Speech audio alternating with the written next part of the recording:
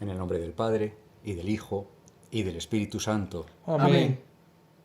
Jesucristo, tú que dijiste, donde estén dos o tres reunidos en mi nombre, allí estaré yo en medio de ellos. Inspíranos hoy en nuestros propósitos. Tú que dijiste, esta es la voluntad de mi Padre, que ninguno de estos que Él me ha dado se pierda. Ayúdanos a vivir esta misión. Tú que dijiste, ¿de qué le sirve al hombre ganar el mundo entero si pierde su alma? Ayúdanos a vivir en tu voluntad y no en la nuestra. Tú que dijiste, amaos unos a otros como yo os he amado. Ayúdanos a despojarnos de nuestro amor propio y cambiarlo por el amor a la salvación del otro en cada momento y situación. Solo así, lejos de nuestra vanagloria, podremos encontrar reposo en tu inmenso misterio, paz para nuestro convulso mundo, sentido, amor y frutos para nuestra vida y luego para la vida eterna. Te lo pedimos por los méritos de tu pasión. Amén. Por María. Quédate en nosotros, Jesús. Te damos gracias, Señor, por reunirnos en torno a ti. Si donde hay dos o tres reunidos en tu nombre estás tú, imagínate donde pues podemos ser más. Unir nuestra oración de intercesión de unos por otros para que podamos escuchar al oído del alma, más que de la mente, más que del corazón, tus palabras, tus insinuaciones, tus mociones, las mociones de tu Espíritu Santo. Como hemos dicho siempre, no somos dignos de introducirnos a intentar orar con el Apocalipsis, con la revelación, el libro de la revelación, que es lo que traduce Apocalipsis. No somos dignos, pero con toda la humildad intentamos acercarnos para que tú nos ilumines, nos des esperanza, puesto que el Apocalipsis no solo revelas lo que el maligno, el príncipe de este mundo, quiere si no nos convertimos, sino también lo que nos espera con tu protección a quienes intentemos y luchemos por ser fieles. Entonces, que eso sea lo importante, no el morbo de qué va a pasar y todo lo malo que quiere el enemigo, pues si ya sabemos que tú nos protegerás a los que intentamos ser fieles. Entonces vamos también a desentrañar un poquito, intentar aquellas promesas para quienes intentamos ser fieles. Habíamos terminado ya con las cartas a las iglesias, que son las diferentes épocas o fases o etapas de la iglesia. Ahora vamos a comenzar con el capítulo 4 del Apocalipsis. Dice, después de estas cosas, está narrando San Juan con todo ese ir y venir en el que el Señor le tuvo durante esas revelaciones. Después de estas cosas, tuve una visión, o sea, otra, y vi una puerta abierta en el cielo.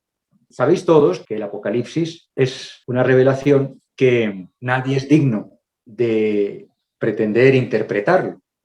Lo que sí es verdad es que los doctores de la Iglesia, algunas revelaciones de santos, como Santa Faustina Kowalska y la misma Santísima Virgen, cuando le hablaba al padre Gobi, etcétera, pues han dado datos concretos. Y hay cosas, palabras, que están en las mismas escrituras y que el mismo Dios nos ha invitado a discernir. El que tenga oídos para oír, que oiga.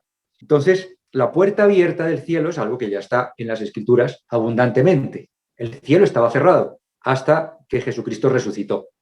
Recordemos la parábola en la que Jesucristo, literal, muy coquito, como dicen aquí, muy bien desmenuzado, explica en la parábola del rico Epulón, no el Lázaro amigo de Jesús, hermano de Marta y María, no, sino el Lázaro pobre, el mendigo que estaba siempre en la puerta del rico Epulón, murió y fue ¿a dónde? Al seno de Abraham. No fue al cielo, fue al seno de Abraham. Recordar que Epulón murió y fue condenado.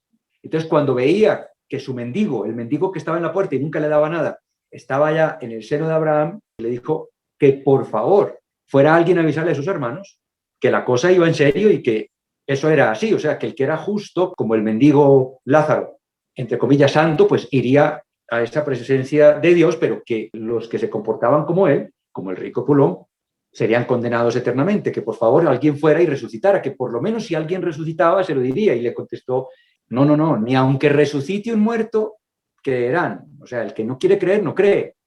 Y el rico Pulón se condenó y no le dejó que resucitara a nadie para ir a avisarle a sus hermanos, que también eran ricos como él y que también vivían como él, porque se puede ser rico y hacer un buen uso de esa riqueza, ¿no? En función de la voluntad del Señor. Pero si no se vive poniendo primero a Dios, sino que se pone una vela al Dios y otra al diablo a la vez, pues como el rico pulón, mala cosa. Al seno de Abraham iban todos los justos, como está bien explícito en el Antiguo Testamento, porque el cielo estaba cerrado.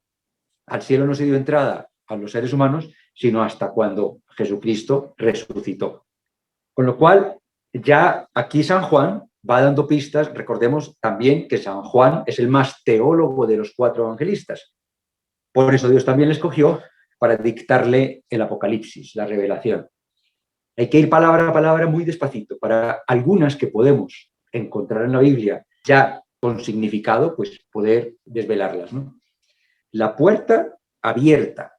El Apocalipsis, eso sí tiene un común denominador, y es que el Señor le va mostrando a Juan revelaciones para adelante y para atrás, para adelante y para atrás. O sea, no hay un orden cronológico.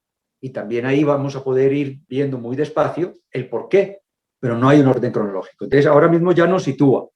Con las cartas nos situó a lo largo de todos los 2000 años de historia posterior, después de Cristo, estos 2000 años que están terminando ahora, hasta los últimos tiempos, con la carta de la Odisea, recorrió toda la historia de la Iglesia. Bueno, ahora va y se ubica en un momento concreto, ya con la puerta abierta. Vamos a ir despacio. Entonces, la puerta abierta del cielo. O sea, ya Jesucristo había resucitado. Si no, no estaría abierta la puerta. Entonces, la puerta estaba cerrada. Iban al seno de Abraham cuando Jesucristo falleció como humano, descendió a todos esos niveles del infierno, fue al seno de Abraham, recogió las almas justas que estaban esperando, todos los profetas para empezar, abrió las puertas del cielo y se los llevó al cielo, a reinar con él en parte en ese momento. Entonces, volvemos aquí y nos dice que la puerta estaba abierta, puerta abierta en el cielo, y la voz, aquella primera que había oído, como de trompeta, me hablaba y decía. Entonces, recordemos cuando inició el Apocalipsis esa voz. Esa voz es la voz de Jesucristo, el que le estaba dictando el Apocalipsis, que es Dios trino, o sea, donde habla la voz, habla Dios Padre y habla Dios Espíritu, pero era la voz de Jesucristo que le estaba dictando. Me hablaba y decía, sube acá y te mostraré las cosas que han de acaecer después de estas. Sube. Debe ser terrible en el sentido de impacto, en todos los sentidos, esa situación de Juan, porque tiene la visión y luego le dice, sube acá, y ¡fua! Se lo lleva, ¿no? Como el arrebato, la misma Santísima Virgen fue subida, asunta al cielo. Aquí le dice, sube acá. O sea, San Juan le tocó subir de la tierra, obviamente sería espiritualmente, subir al cielo, para ver de cerca todo lo que le quería mostrar. Sube acá y te mostraré las cosas que han de acaecer después de estas. Entonces, fijaros que le dicen, te mostraré las cosas que han de acaecer, de suceder después de estas. Si la puerta estaba abierta, ya Jesucristo estaba resucitado, y vamos a ir viendo detalles que nos van diciendo de qué momento le está hablando. Ese momento de la visión nos lo va a ir centrando en el tiempo, con los detalles que nos va a ir narrando. Entonces dice San Juan, al instante fui arrebatado. Esa es la palabra correcta. Cuando escuchéis rapto, tratad de utilizar la palabra arrebato. En realidad es arrebato, no es rapto. Al instante fui arrebatado en espíritu. Ya está claro. O sea, su cuerpo se quedó aquí, lo arrebató en espíritu y se lo llevó allá al cielo para poder mostrarle más de cerca todo. Y vi un trono colocado en medio del cielo. Es maravilloso ver, entender, percibir o darnos cuenta de que después de ese arrebato espiritual y que llevarse el alma de San Juan al cielo, le hizo ver. Él dice, certifica, y San Juan es quirúrgicamente perfecto en cada sílaba. Vi, no es sentí, no es imaginé, no es supuse, creo que, no, vi. Por eso más adelante vamos a ver cómo se las ve y se las desea para poder describir lo que veía, porque él trataba de describirlo con palabras terrenales, ¿no? Y describir las cosas materiales, lo que se veía visualmente, aparentemente material, como un material terrenal. Fue lo más fiel que pudo, con su parte humana, tratar de transmitirnos humanamente, terrenalmente, lo que él veía de una manera absolutamente divina, celestial, plena, de otra dimensión. Porque, claro, describir lo que es de otra dimensión, describirlo en dimensión terrenal, bastante complicado, pero intentó.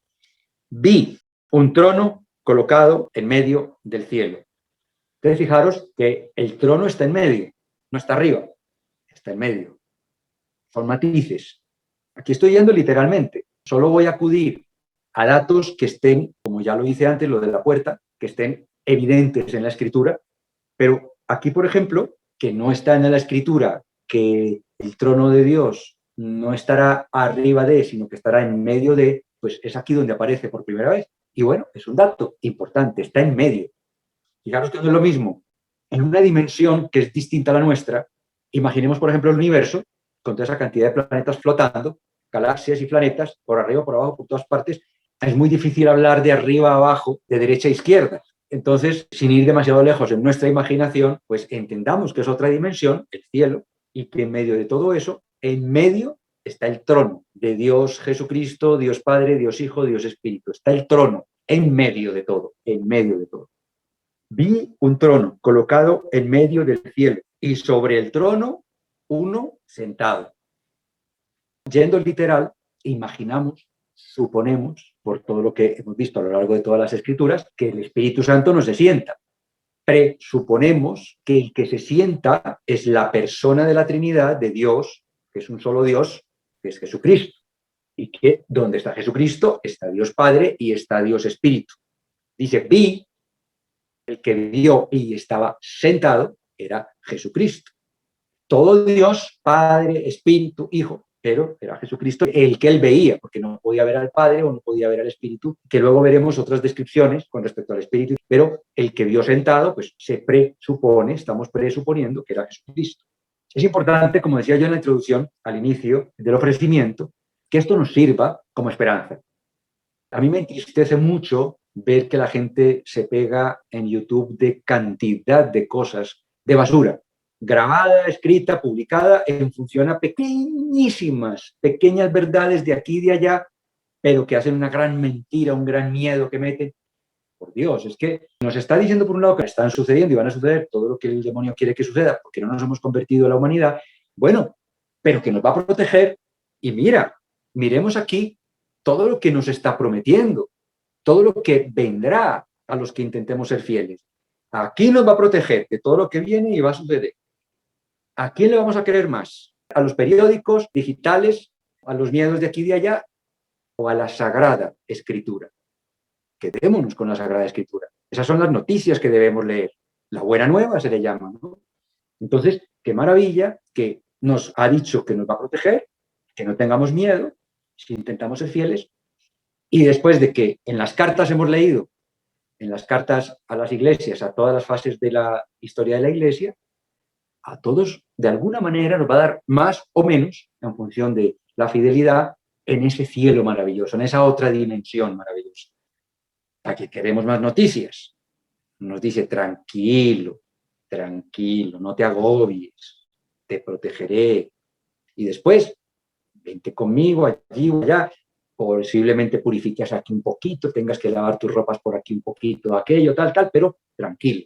Entonces, mira, aquí nos está describiendo nada más y nada menos que el cielo. En un momento determinado, sí, porque claro, tiene que contar con nuestra limitación, que nosotros pensamos en tiempo. Él no piensa en tiempo, Dios no piensa en tiempo. Para él el pasado, el presente y el futuro es lo mismo. Pero como nosotros no somos capaces de pensar así, entonces le trata de hacer radiografías a San Juan a lo largo de todo el Apocalipsis de diferentes momentos. A veces va para adelante, a veces va para atrás, pero son diferentes momentos para tratar de adaptarse en esa gran dimensión y plenitud inabarcable por nuestra mente limitada, pero intenta. Entonces aquí, en este momento, nos está describiendo ese cielo al que todos debemos anhelar ir. Porque si tú no anhelas ir al cielo, pues no vas a ir al cielo. Yo tengo que anhelar ir al cielo, desear ir al cielo. Imagínate, si no deseo ir al cielo, nos imaginamos el resto. Entonces, sobre el trono, uno sentado. El que estaba sentado parecía semejante a la piedra de jaspe. El jaspe lo vamos a encontrar en varias narrativas de las Sagradas Escrituras. En el pecho de los sacerdotes, en la Nueva Jerusalén, en las murallas. Lo vamos a ver como protagonista en varios sitios. Esos tornasoles, según se dice en un castellano familiar, son propios de Dios.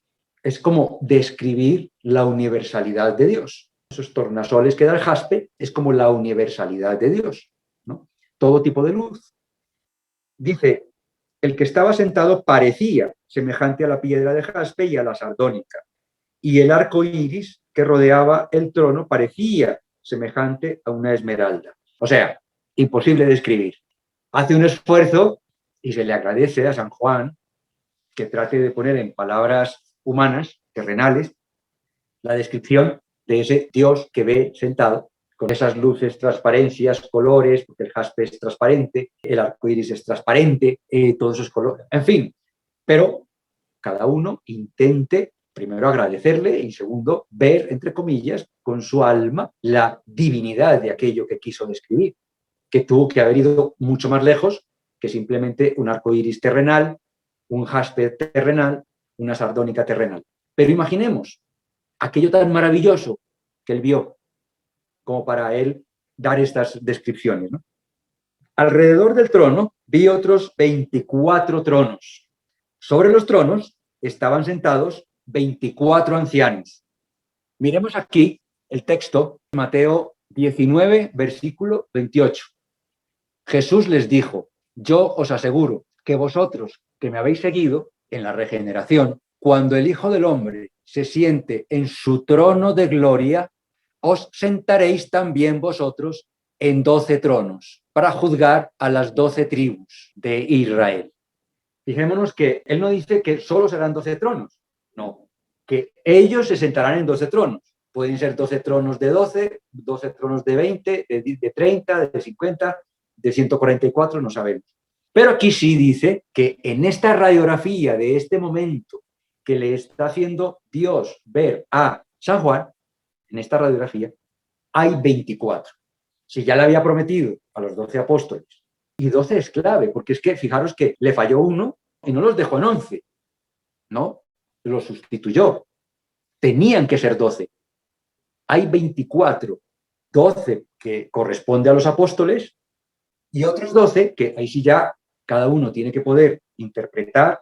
En el Antiguo Testamento hay promesas de reino para algunos profetas y posiblemente hay algunos profetas que sí que coinciden en hacer esa preselección según determinadas características de las promesas del Señor que se corresponden con otros 12 profetas. Pero bueno, a nosotros ahora lo que nos tiene que interesar es que en la radiografía del momento en el que le está enseñando el cielo, en los 24 tronos están los 12 apóstoles a quienes les prometió reinar con él. Los otros 12 posiblemente sean 12 profetas, pero eso no está definido. Hay múltiples interpretaciones. Pero el conjunto, insisto, es lo que nos importa. Nos está enseñando el cielo. Es un cielo real, compuesto por las promesas que él hizo, que él se sentaría en un trono de gloria, que tendría 12 tronos para sus 12 apóstoles. Ahí están ya cumplidos. 24 ancianos vestidos de vestiduras blancas. Recordemos que la ancianidad en las Escrituras es sabiduría. Recordemos que las vestiduras blancas ya están dichas en varios sitios, descritas en varios sitios, como los mártires, en este caso exceptuando Juan, lavaron sus vestiduras en el martirio, o sea, purificaron. Por eso la Iglesia hace a los mártires, les hace beatos directamente, sin necesidad de que se demuestre un milagro. El resto que no son mártires tienen que pasar por mínimo un milagro para la beatificación y otro milagro para la canonización. Pero la Iglesia, que le dio potestad Dios para que lo que ate en la tierra quedará atado en el cielo y lo que desate en la tierra quedará desatado en el cielo, dice que no, que el mártir tiene esa excepción, ese privilegio. El que muere mártir, que le dicen, ¿tienes que negar a Jesucristo? No, viva Cristo Rey. ¿Tienes que no sé qué? Viva Cristo Rey. Tal. Esos mártires son beatos. Entonces, el martirio es una manera de purificar. No es que tampoco todos salgamos de aquí diciendo yo quiero ser mártir y que me crucifiquen o que me martiricen o que me machaquen la cabeza como a San Pedro, que está ahí al pilón donde le fue machacada la cabeza antes de crucificarlo patas arriba y no sé qué. Yo quiero ser... No, será la voluntad de Dios.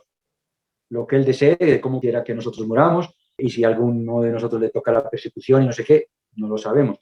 Pero desde luego que el martirio es una de las purificaciones más directas para convertir las vestiduras en vestiduras blancas. Obviamente está el purgatorio, donde nosotros podremos ir purificando más, y todos los días debemos ir pidiendo por nuestros seres queridos para que estén cada día más cerca de Dios. Vayan purificando más con nuestra intercesión. Pero al final de cuentas, lo más directo, para resumir, es el martirio. El martirio purifica muchísimo. Y por eso se habla de las vestiduras blancas, que luego en el Apocalipsis más adelante se volverá a hablar de aquellos que vienen con sus vestiduras blancas, recordad. Entonces, vestidos de vestiduras blancas y con coronas de oro. Recordad en las cartas que a unos les prometió tronos, les prometió ser coronados, a otros les prometió tal. Coronas de oro, o sea, aquellos que están en esos 24 tronos son lo más de lo más, o sea, lo más de lo más. Lavaron sus ofensas con martirio y tenían sus vestiduras blancas y Dios les coronó con coronas de oro sobre sus cabezas. Salían del trono relámpagos, voces, truenos y 7 lámparas de fuego ardían delante del trono, que eran los 7 espíritus de Dios.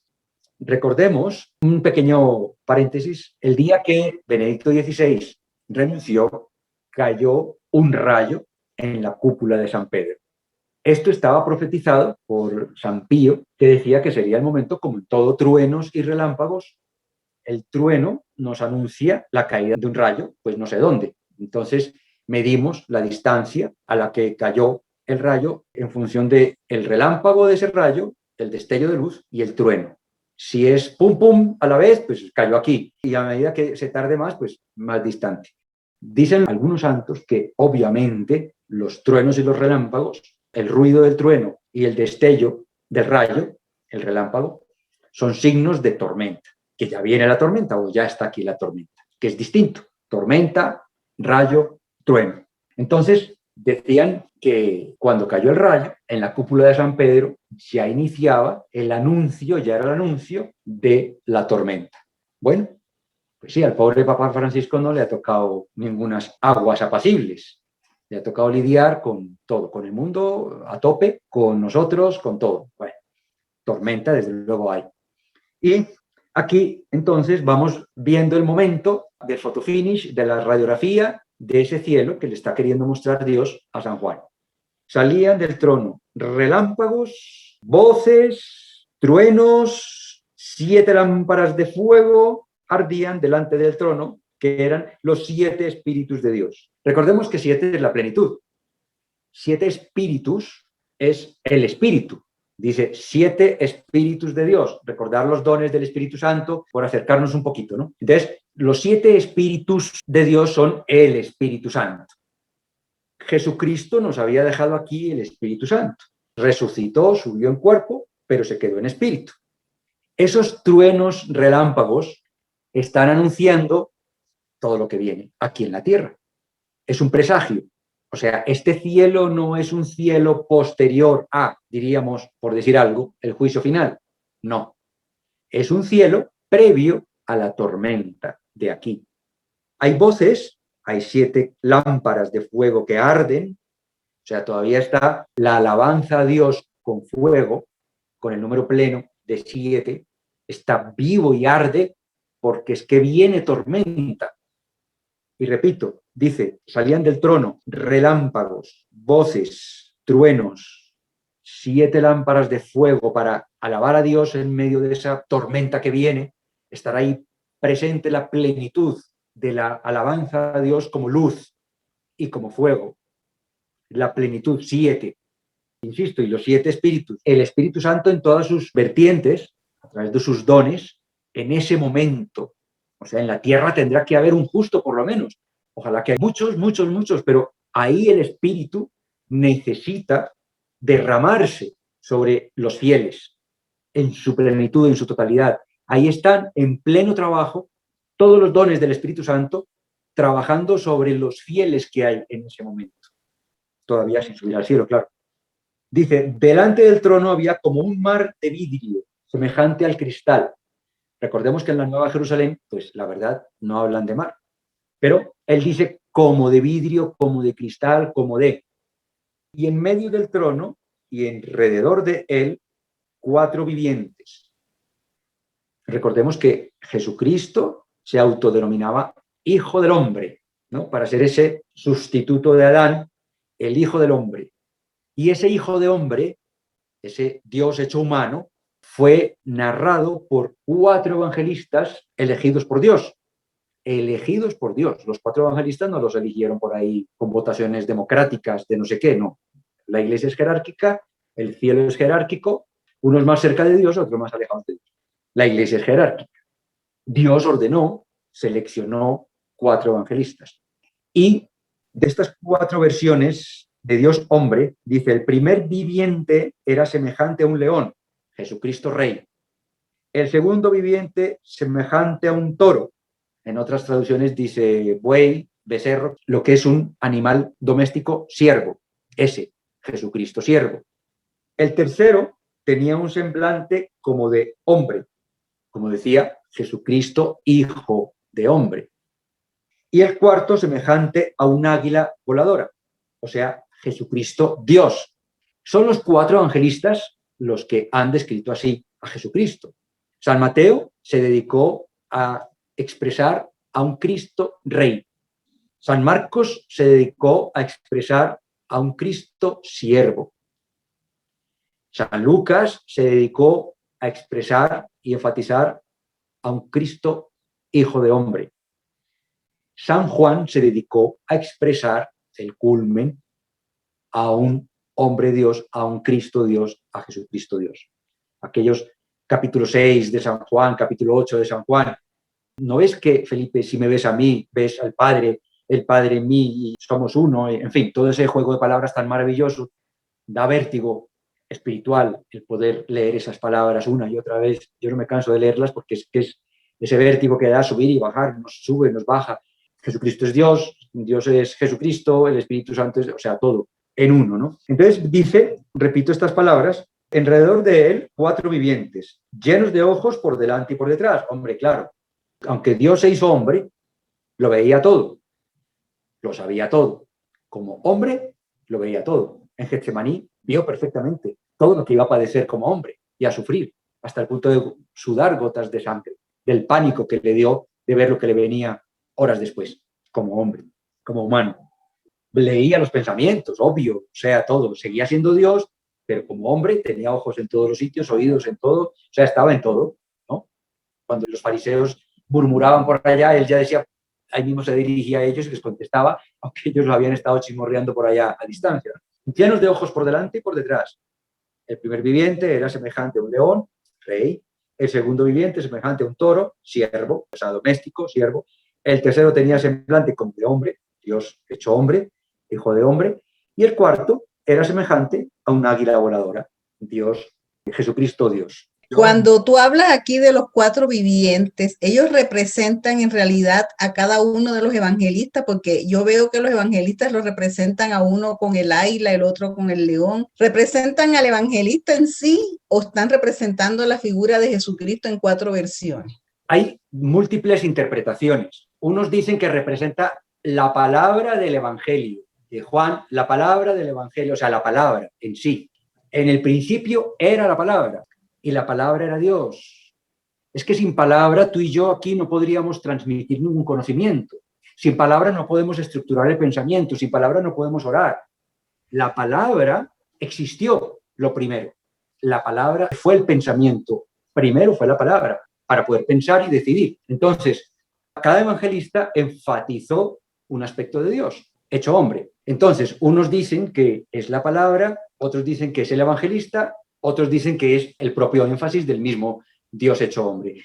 Lo que sí está clarísimo, que está describiendo con el león, el rey, el aspecto de rey, con el animal doméstico, a Jesús, siervo nuestro, está destacando cada aspecto de Jesucristo para que todos nosotros tengamos ese ejemplo de que, aunque no nos entre en la mente tantos aspectos de Jesucristo y que Jesucristo a la vez es Dios Padre y a la vez es Dios Espíritu, o sea, es que es, claro, es otra dimensión y no nos entra en nuestra mente, de todas las maneras nos está diciendo, oye, es importante que tengáis en cuenta que cada uno de los aspectos de Dios hecho hombre existió, existe y existirá. Y tenéis que rendir honor y alabanza y acción de gracias al Dios total, al Dios trino y uno, como cada uno de esos aspectos de Dios hecho hombre. Porque Jesucristo, o sea, Dios hecho hombre, en su faceta de rey, en su faceta de Dios humano, hombre, en su faceta de hombre Dios, como San Juan, etcétera, estaba cumpliendo esa misión que se propuso para dar gloria, honor y acción de gracias a Dios trino y uno. Por eso hay que ir muy despacio, porque es que es una multidimensionalidad de ese Dios tan grande e infinito que no cabe en nuestra mente, que se hizo humano, yo creo que es caridad con nosotros. Destaca esos 4 aspectos de Dios hecho hombre, como por abajarse un poquito a nosotros. Y esos 4 aspectos de Dios hecho hombre está alabando al mismo Dios, trino y uno. Entonces, los 4 vivientes tenían cada uno de ellos 6 alas y todos en torno y dentro estaban llenos de ojos. Recordemos que las alas aparecen en varios sitios de las Escrituras como atributo divino. No son alas de aquí de la tierra como las del águila que se dijo antes, no. Son alas como de ángeles, como un atributo divino, ¿no? Celestial. Entonces, 4 vivientes tenían cada uno de ellos 6 alas, todos en torno y dentro estaban llenos de ojos y no se daban reposo día y noche, diciendo: Santo, santo, santo es el Señor Dios Todopoderoso, el que era, el que es y el que viene. Siempre que los vivientes daban gloria, honor y acción de gracias al que está sentado en el trono, que vive por los siglos de los siglos, los 24 ancianos caían delante del que está sentado en el trono. Las 4 figuras animales con las que se representan, diríamos casualmente entre comillas, que no es casualidad, con las que se representa a Cristo en cada uno de los 4 evangelios, no sabemos quién es como persona, pero desde luego es el evangelio mismo, el evangelio, porque ya dijimos, el que parecía un león describía el evangelio en que describe a Cristo como rey, el que parecía un animal doméstico, pues como siervo del hombre. Entonces, esos seres, sea la palabra en sí misma, a través de los 4 evangelios, esos seres nos está diciendo que daban gloria, mayor honor y acción de gracias. Fijaros la importancia que nos está diciendo, que fuera Dios encarnado, rey, fuera Dios encarnado, siervo del hombre, fuera Dios encarnado, Dios mismo, fuera Dios encarnado, hombre en sí mismo, cualquiera de esas manifestaciones de Dios, Jesucristo hecho hombre, es un ejemplo para nosotros de la importancia tan grande de dar mayor gloria. Cuando nosotros, decía el Papa Francisco, vayamos a entrar al cielo, nos dejarán entrar si vamos con almas. Si hay almas, si hemos sido facilitadores de salvación de almas. No porque hayamos hecho muchos rosarios y misas con toda la importancia que tiene la Eucaristía, pero es que la Eucaristía es para cumplir la voluntad de Dios, recibir la fuerza y la gracia de Dios para poder ir a cumplir el mandamiento del amor. Amar la salvación del prójimo tanto como la nuestra, ya sea como un monje de clausura, una monja de clausura, orando y ofreciendo sacrificios, por fulano, por sutano, por el otro, su conversión, su arrepentimiento, su conversión, su camino hacia la santidad, o ya sea directamente, ¿no?, evangelizando el alma. Entonces, así se aumenta la gloria de Dios. La gloria de Dios se aumenta a base de lo que nosotros hacemos por las almas. Jesucristo hizo todo lo que hizo por las almas y aquí nos están describiendo en cada uno de los 4 evangelios la importancia de nosotros también imitar cada uno de los aspectos para poder dar mayor gloria a Dios. Estamos obligados a dar mayor gloria a Dios. Estamos obligados a dar mayor honor a Dios, porque si hay almas que le presentamos y le ayudamos con su plan de salvación, su honor está siendo alabado y enaltecido en mayor grandeza. Y finalmente dice de la acción de gracias. Sobra decir en los misioneros que Dios nos dio desde iniciar la fase más básica de los misioneros es, oye, inicia la oración de la mañana con uno de los 22 pasajes donde está focalizada la esencia de todo el mandamiento del amor e inicia la oración de la noche o de la tarde-noche con la lista que escribiste a lo largo del día de todo lo bueno que te pasó, para que te des cuenta por el retrovisor de la vida hacia atrás de todo lo que Dios hace en ti, aunque tú ni se lo pidas o no lo hayas planteado así. Dar gracias.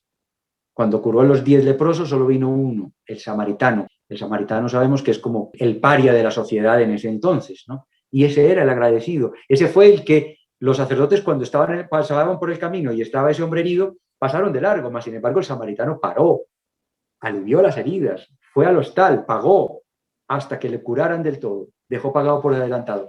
Y siempre sacan al samaritano, y Jesucristo, que no podía hablar con mujeres por ser árabe y por ser hebreo, no podía hablar con mujeres en público, y menos con una samaritana de esa raza proscrita, así hizo, habló con una mujer en público, en el pozo, y además samaritana. Agradecida la mujer, agradecida la Magdalena, agradecido el leproso, el único dijo a Jesucristo, ¿y solo viniste tú a dar gracias? Y los otros 9. La acción de gracias es fundamental para nosotros. Si nosotros damos mayor gloria a Dios, si nosotros damos mayor honor a Dios, si nosotros damos gracias a Dios todo el tiempo, el Señor nos da el resto por añadir. Lo que necesitemos, no para ricos ni para nada, pero sí lo que sea necesario, comenzando por la paz interior que nos da el Señor. Gloria, honor y acción de gracias. No olvidemos esto.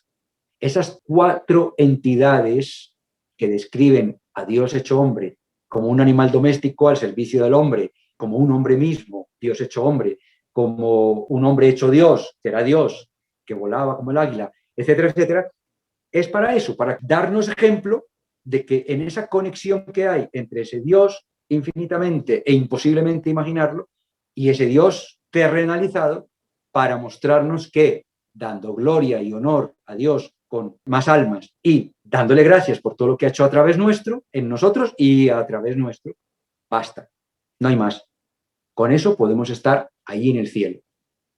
Son 4 entidades fundamentales que resumen a Dios en la tierra y su plan.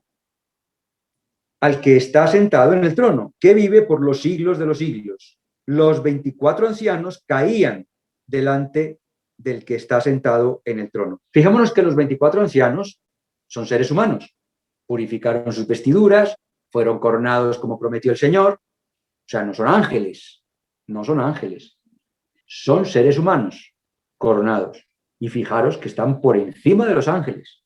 O sea, si tú, quien sea, vas a ser coronada o coronado y vas a llegar a tener tus vestiduras blancas, vas a estar muy por encima de arcángeles, de ángeles.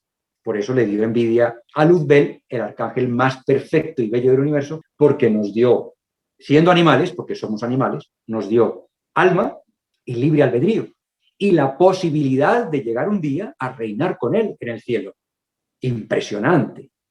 Entonces, aquí están todas las promesas descritas. O sea, es real que un ser humano santo, muy santo, muy santo, muy santo, muy santo, hasta llegar a unos niveles, pues que obviamente creo yo que ninguno de nosotros, creo yo, llegaremos, pero bueno, todo es posible. Podemos estar aquí hablando yo a través de este aparato a alguien que seguramente me la voy a encontrar o me lo voy a encontrar coronado, reinando. Pero a lo que voy es que son tan reales las promesas de Jesucristo que aquí nos muestra de que, mostrando un momento en la película, más por delante, más adelante, siglos adelante, nos está mostrando que es real, que los seres humanos podemos llegar a ser santos y algunos pueden llegar arriba del todo a reinar con Cristo, detrás de los 12 apóstoles. Entonces, los 24 ancianos caían delante del que está sentado en el trono y se postraban.